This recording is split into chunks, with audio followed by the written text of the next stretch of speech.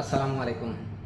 এই যে ঝালকাঠিতে যে অ্যাক্সিডেন্টটা হলো, টোটাল 14 জন মানুষ মারা গেল, চিকিৎসাধীন অবস্থায় আরও 2 জন, টোটাল 16 জন মানুষ মারা গেল। এটাকে এত ইজি ভাষায় বললে হবে না ভাই। এখানে মানুষ মারা গেছে, ঠিক আছে করে আমাদের মানুষ মারা গেলে আপনারা যেভাবে নিউজ করেন না, ডিটেলস বলেন না, আপনারা টাকা ঠিকই ইনকাম করেন নিউজ বিক্রি করে, অথচ মানুষের কোনো ফায়দা হয় না এই নিউজগুলোতে। এখানে অ্যাক্সিডেন্ট হয়েছে, দেখেন হাতে দুই দিকে, রাস্তার দুই দিক থেকে হাতে টোল ট্যাক্স উঠাচ্ছে।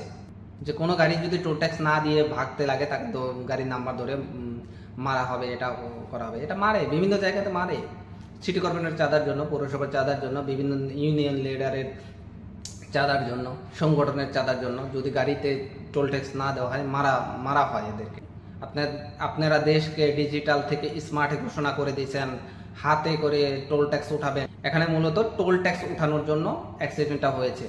ফালতু একটা সিস্টেম, অসভ্য একটা সিস্টেমের কারণে 16টা প্রাণ চলে গেল, 16টা মানুষের মৃত্যু হয়ে গেল। এখানে যদি ম্যানুয়ালি কোনো টোল ট্যাক্স হতো, যেমন পদ্মা সেতুতে আছে, যমুনা সেতুতে আছে, এইরকম যদি টোল ট্যাক্স হতো তাহলে অনেক আগে থেকে সাইন লাগানো থাকতো সামনে টোল।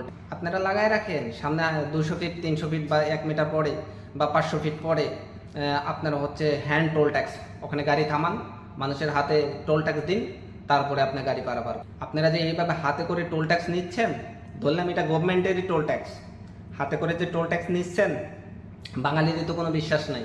আপনি সারাদিনে টোল ট্যাক্স উঠাবেন 50,000, জমা দেবেন 5,000, এটা তো সরকারের লস।